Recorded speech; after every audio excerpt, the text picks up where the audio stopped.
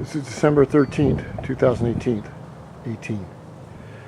Today I'm going to put the plastics back on the bike, which are right here. After I clean them, I'm going to take some grease remover and get rid of any grease, or just have them cleaned up. There's a reason for that.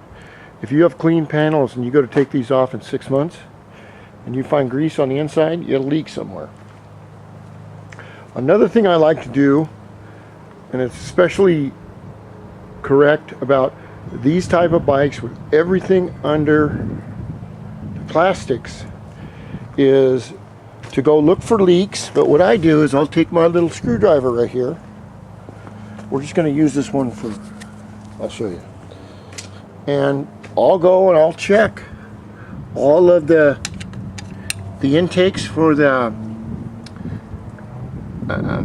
radiator and the other hoses down here and on the other side, and I'll look for any little problems that may be there. If there's any kind of grease or any kind of spills, I like to clean it up. You don't have to be perfect about it, but the trick is, if you know in December that you cleaned up that little oil mess on the side of the oil pan right here, I'll be damned if on July 4th I take that panel off for some reason and I have wet oil on there. There's a problem.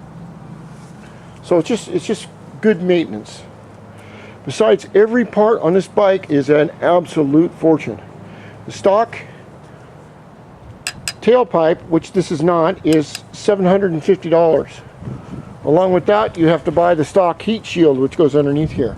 But what I'm going to do is let it warm up and put a little bit more antifreeze in it. I watched a video on how to do that, which is nice. And I'm going to clean the panels, check for other little problems, and I'm just going to get it all ready, put it away for winter. And when that nice sunny day pops up, 6 months from now, I'm just going to grab my helmet, grab my keys, grab a couple of really good looking high school cheerleaders and just say, let's ride. DIOSpeedDEMON.